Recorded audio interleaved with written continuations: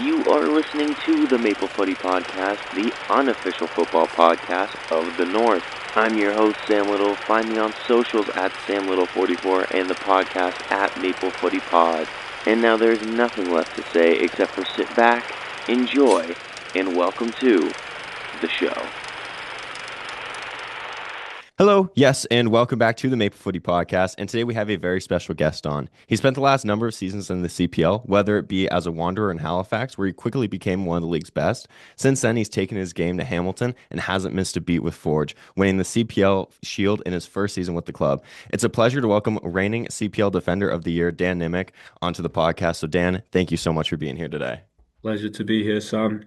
Thank you. I appreciate it. And just want to start this one out how I start off all of these. At your beginning, why soccer? What made you want to pursue this as a career? And yeah, just all that kind of fun stuff. Yeah, I mean, growing up in England, kind of soccer is a no-brainer. Football is a no-brainer. It's Mhm. not really much of a choice. You just thrown into it at a young age. And yeah, I was lucky enough to join Leeds when I was 6 years old and just stayed in that system all the way up until 16. Honestly, after I left Leeds, professional football wasn't really on the cards for me anymore. Or at least I didn't feel like it Yeah. was. I just headed out to the States to continue playing football and to get my education as well. And then my last couple of years in the States went really well. And then I started to realize that professional football might be an option again.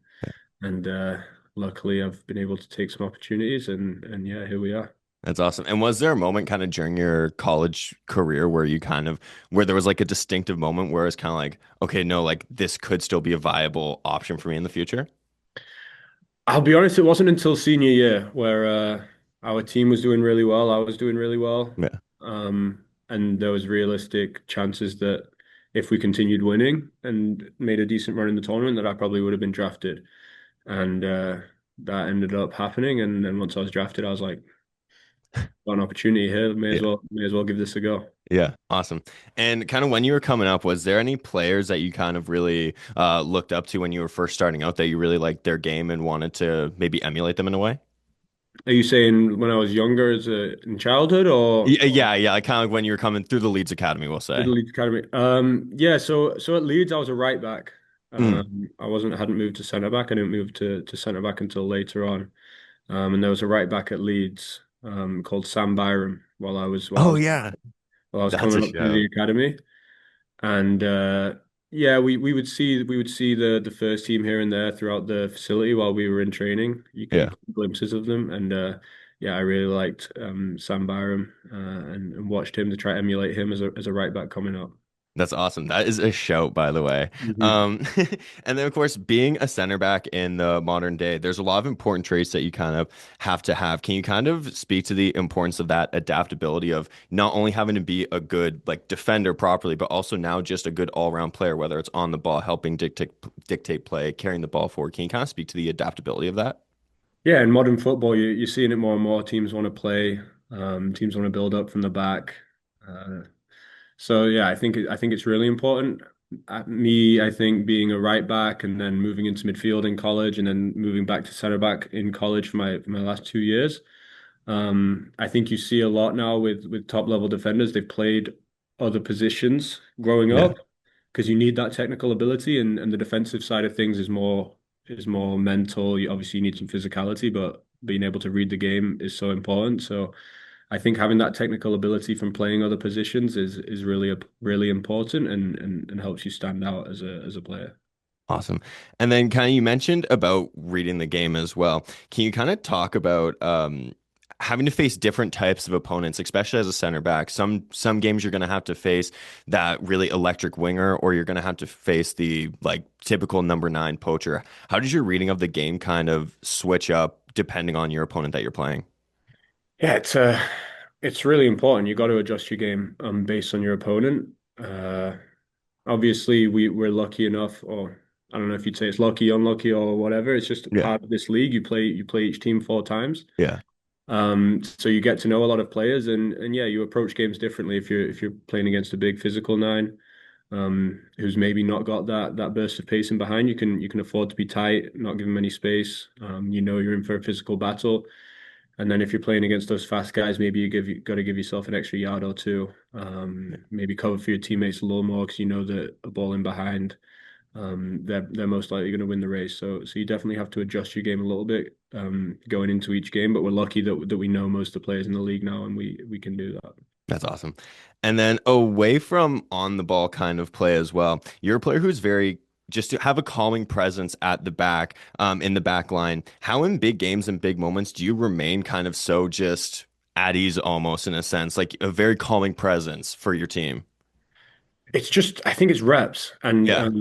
you've been in those moments so much that even like obviously it's a little different in big games, but once you're in the game, it's just another game. You like if there's a bigger crowd or a different atmosphere, or you're playing against an MLS team or Mexican team, you're still just playing football. You've done it hundreds of times in your life, and having the players around you and a system around you that you know you can thrive in, and you know you can be composed under, then it's kind of just another game and another match, and you kind of block out those big moments. Yeah, that's awesome. And then you're, of course, as we've kind of touched upon, you're a center back that's quite comfortable and confident on the ball as well. Can you kind of speak about those reps that you've taken throughout, whether it's being a right back, center back, or central midfielder? Can you kind of speak about how that comfort kind of came to you and you've worked and refined it throughout the years to be just such a calming overall player at the back there? Yeah, it's like I said before, it's reps, and once you have an understanding of how strikers like to press you, how you can shield the ball with your body, how your first touch can take you away from danger into space. Then you're able to it's similar to defending. You read the play when you're defending, and then you also read the press when you're attacking, when you're on the ball.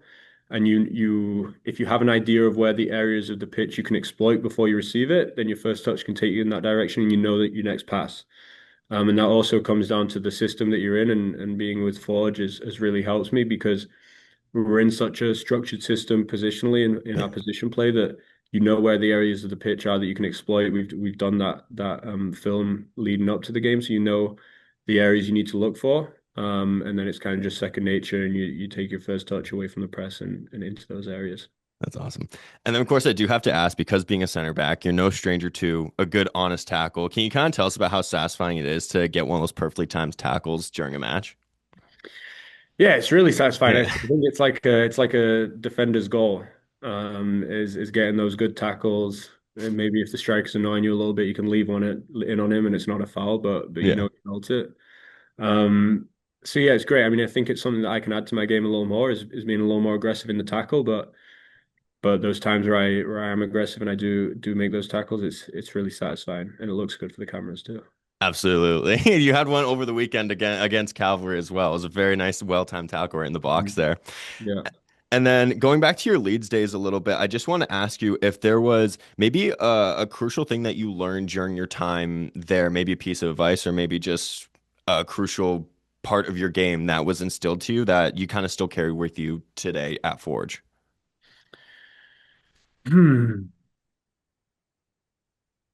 See, that's tough because I mean, when you're coming up in through the lead system, because I was there my whole youth career, Yeah.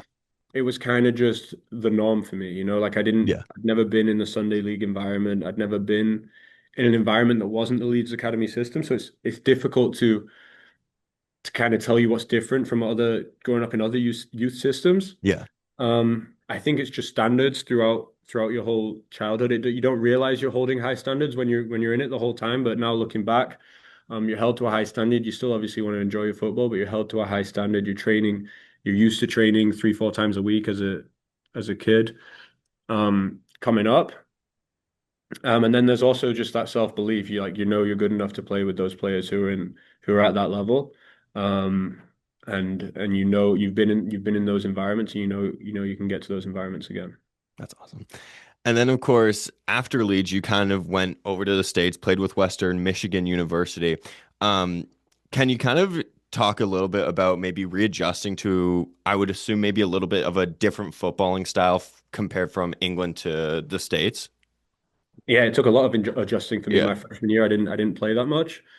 Um, the biggest difference I experienced was the physicality. Um, I think people have spoken about it before. You've probably heard it. The Yeah. college system is at least Western Michigan, especially.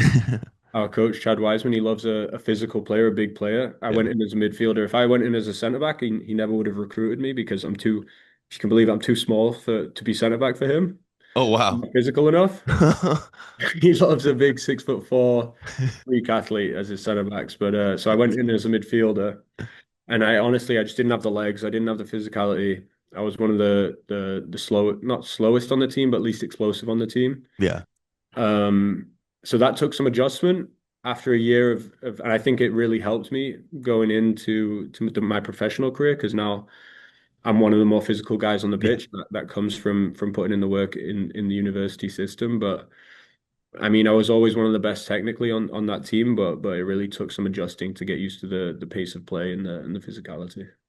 Yeah, and can you kind of, I guess, talk a little bit about the maybe, in a sense, frustration that comes with having to acclimatize to that new system and new environment, something that you might not be used to because, of course, you stood out technically, but then maybe on the physical aspect, you still needed to kind of adjust in that sense. Yeah, I mean, I wouldn't say it was frustration because I mean, at this point, I know I touched on it, like I wasn't super worried about playing professionally. So I Yeah. wanted to play. I knew I was good enough, but it wasn't like, oh, I'm not playing. I'm like my chance is going to go for playing professionally because I didn't put any pressure on myself because I Oh, didn't have that in mind. And I think it's a good lesson to take is you got to kind of take the pressure off yourself a little bit because it can make you tense up or not enjoy your football anymore. You just got to try and enjoy your football. And when I really started enjoying my football and I'd been putting the work on off the field in the weight room to work on that physical side of things, I think then that really helped me kick on for my final 3 years, and I was a starter for the rest of my 3 years. yeah. And I think that came from me not too putting too much pressure, still trying to be a good teammate, bringing good energy to every training session, and the coach saw that. And when I was ready physically, Yeah. rewarded me by trusting me and starting me every game. That's awesome. And then, of course, something I like to do when I'm doing these interviews is to just give you a couple fun ones just to break up the interview for you. If you could pick a center back throughout soccer, I guess, excluding your teammates, who would you love to really play alongside during your career? My favorite centre back that I've watched recently, because growing up I wasn't a centre back, so I didn't watch too many centre backs Yeah. growing up. But my favorite one that I've watched recently is John Stones. With Man City during Yeah. that treble season, the way he was able to step in, he was so calm on the ball, so confident on the ball, and I think two ball playing centre backs, me and John Stones, him being a little more free to move forward in the field, and me being that anchor in the back. I think that would be a good partnership that works well. That would be elite. Do you have any pre-match kind of superstitions that you like to do? Like, maybe you put your cleat on one way or, you listen to a certain song or you have a certain meal. Is there anything that you do like clockwork before a match? There actually isn't. I stopped. Yeah. I used to have some superstitions, and then 2024, I had a bit of a rocky season with things not going my way, and I tried different superstitions, and they kept not going my way. So I Yeah. was like, I'm just gonna like no superstitions, nothing. I'm just gonna like I've got my routines, obviously, Yeah. but whatever I'm feeling in the moment, whatever music I'm feeling, if I feel a certain way about something I need to eat, then I'm just a little more flexible with it. Yeah, that's awesome. And then final of these like fun ones here. Is there a favorite footballing memory of yours that you have unrelated to your own career? So kind of as a fan, is there one that really sticks out getting to watch the game? Yeah, there is. I think Kieran Trippier's free kick in was that 2018? yeah, that was the World Cup semi-final. Yeah. I was watching it in Leeds, um, in Leeds City Centre on a big screen in the city centre in a big square, and everyone went crazy. Obviously, we ended up losing the game, but Yeah. that free kick when that went in, that was one of my best experiences as a fan. Yeah, that was an unreal free kick as well, by the way. Um, Now, of course, moving into some of the more serious ones, you bet on yourself early days in your career being drafted to the Whitecaps via the Super Draft, but the plans then changed, of course. You became a Wanderer soon after. Why was it so important for you to make that switch at that time for your professional career? I think being drafted, I've had players ask me about the draft versus like MLS Next Pro versus CPL, like what's the best decision to make? My situation is I got drafted, but I didn't get a look with the first team at all. I didn't train with the first team one time. I didn't Yeah. go with the first team on preseason. I was put. So I showed up for the first team preseason, and then they told me once I got there that I wasn't going to be going with them. So I just spent 2 weeks on my own in Vancouver before Oh. the second team got in, just running around a track. When I was training with the second team, did preseason with them, didn't get a single look with the first team, never spoke with the first team coach. So I was like, and they had a lot of centre backs at the time. So I was like, Yeah. it's obviously just not the right environment for me. I think they just looked at the All-American list and picked the next person who was on that list that was Yeah. still in the draft, and they didn't really know much about me as a player. So it just wasn't the right environment. I wasn't getting the opportunity. So I knew that um, I'd had conversations with Patrice Geyser throughout that preseason, and he seemed to really like me, trusted me, and wanted me to come in to the Wanderers system, and it felt like a much better move for me at the time. That's awesome. And then, of course, not to say that there are conventional pathways in the world of football, but your route was definitely very unique, I think it's safe to say. Coming through the Leeds Academy, then playing college in the States, Super Draft, and CPL. Can you talk a little bit of some of the lessons you've learned along that pathway, kind of exploring those different options and different footballing environments? Yeah, I think I touched on it before. It's just enjoying the journey, enjoying the process, and not putting too much pressure on the end result. Hmm. I think so I don't know where to start with it, but there's been a lot of moments where I've put pressure on myself and then I've fallen short and then it feels like the end of the world. But Yeah, when I've the times where I've just enjoyed the journey, enjoyed the process, worked hard every day, just because it's what you're meant to be doing to be being a good pro, yeah, not because like I'm trying to get a next step or focus on what's next, just focusing on the moment and working hard to perform as well as I can. I think that's the biggest thing I took, and um, I think the journey that I've been on from England to the US up to Canada, um, I've enjoyed the journey so much, and I think yeah. if I was putting too much focus on what was next, I wouldn't be able to enjoy the journey that I've had. That's So yeah, that's the focus now, and what I've learned is just enjoying each moment, enjoying and trying to be the best that you can in each moment, and not worrying too much about what the future holds because that'll take care of itself. That's great. And then I want to get into your Forge days, of course. Forge is well known for that winning culture. Did you kind of, once you first signed back in 2025, did you feel that kind of winning culture and that winning mentality in the locker room when you first step in there and kind of get to know the guys and the team and whatnot? Yeah, I think it's just it's top down. It's from Bobby to the coaching staff to the leaders in the locker room, the players, all the way down. There's just a standard that is held upheld by everyone, and Yeah, the players have what they need to perform, and then they're trusted and expected to work hard every day to perform. So it's kind of a give and take relationship where you get a lot of resources and you get a lot of opportunities, but you have to work hard and repay that trust that the club is giving you. And the leaders hold all the players accountable, and I saw that right away. And yeah. and it's just a great environment where everyone wants to get better and keep winning. That's awesome. And of course, piggybacking on that winning sentiment, last season Forge set the record for the most amount of the undefeated streak, I should say, 20 games and then a bunch of clean sheets along the way as well. How do you now come into a new season knowing what the group is kind of capable of to try to achieve that and take those accomplishments that one step further this season?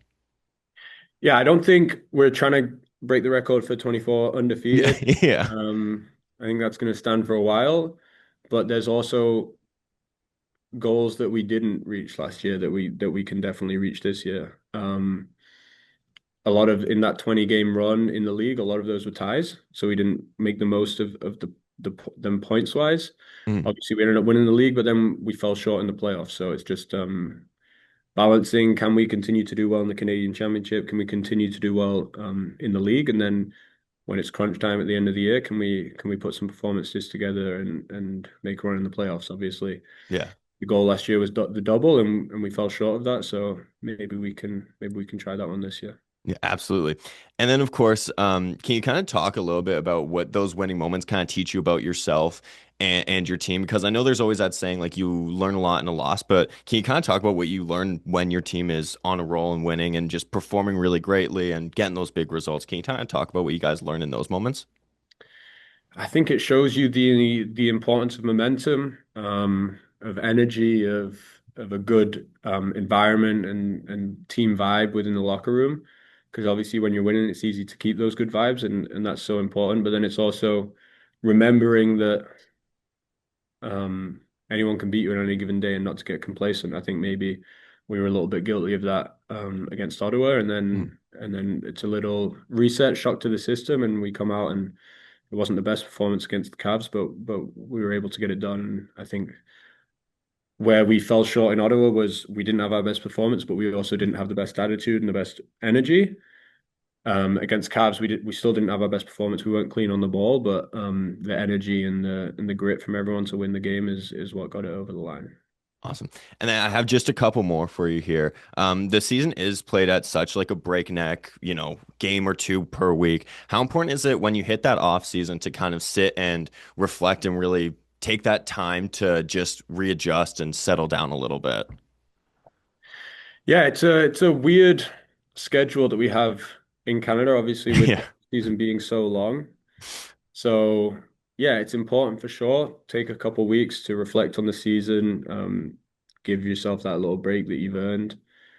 Obviously, I had a pretty big off season last off season with getting married and all Yeah. that stuff. So that was good to enjoy. But it's also you've got that professional responsibility to stay healthy, stay fit, and come into the new season flying. That's awesome. And then winning an award like the Defender of the Year once the season kind of concluded last season, what does that kind of mean to you to get that respect from your colleagues, peers, and the media around the league? I think it's the icing on the cake, the cherry on top. Like I knew in myself that I had a good season. Yeah. I was proud of the team for the season that we had, and I didn't need the award Yeah. to to to um to give me that self-confidence, but it's just good to get the recognition from everyone, and it yeah, it feels nice, right? It's Yeah. not Yeah. necessary, but it feels good, and Yeah. so I was definitely happy about it. Um, but we're hoping to build on it this year, and even if I don't win the Defender of the Year this year, if I feel like I had a better season than last year, Yeah. then it's still good. Awesome. And final two here for you. Do you have any specific goals in mind for yourself or the team during the remainder of this season that you're currently in? I want to make a good run in the Canadian Championship. I think Awesome. anyone looking at the bracket can see that we have a not an easy run to the final because it's never going to be easy. No. But we don't have any MLS teams on our route to the final, so I think if you looked at the odds, we'd probably be favorites to get there. Mhm. Um, so I want to make a run in that. That would be awesome. And then continue to do well in the league. And I think playoffs is the biggest thing on everyone's mind is trying to get back a little bit from last year. Yeah. Awesome. I love that. And then the final question, as a tradition here, I always like to ask, what's something that you would like the Forge faithful to kind of know about you during this season? Just something about yourself, whether it's, you'll play for the badge, you'll give it all out there, just anything about yourself. What would you like the fans to know about you? Oh, play for the badge. That's a good one. I'd like them to know about me. I don't know. I think I just want them to know that I'm out there enjoying myself, Yeah. um, working hard. I'm always going to give 100%. Um, I want them to enjoy the football that we're putting on the pitch, and I want them to know that them showing up really does matter for us. And there was a bigger crowd at Cavs last Yeah. game, and I think I would like them to know that it really does help when there's a good atmosphere at the stadium. That's awesome. Dan, I just want to say a massive thank you for doing this today. I really appreciate it. I've absolutely loved watching you over the last number of years, whether it be with Halifax or be with Forge. It's been incredible. I can't wait to see everything else that you do this season. Just wish you absolutely nothing but the best of luck for the season ahead. All right, appreciate it, Sam. Thank you for this. Thank you. That does bring to an end our interview with Dan Nimick. Just want to say a big time thank you to Dan and Ford for setting that time aside. And outside of that, if you did like this interview, I would highly encourage you to check out some of our other ones here on YouTube through the playlist that we have for all of our interviews. Now locking in on the World Cup coming up. Very excited to be covering as much of the World Cup as we possibly can. And regardless of all that, we will be covering Canada's entire run, whether they just play their 3 group games or they go all the way to the final, and anything between. We'll cover literally every single Canada game in depth, so you do not want to miss that. Follow along on the socials as well at Maple Footy Pod everywhere. Check it all out. Very excited for this World Cup. So yes, thank you so much for listening to this. And outside of that, until next time, cheers, everyone. And that was your Maple Footy Podcast. Thank you so much for listening. Check my socials for any and all future updates. Remember to support Canadian football, be kind, and until next time, live, laugh, little.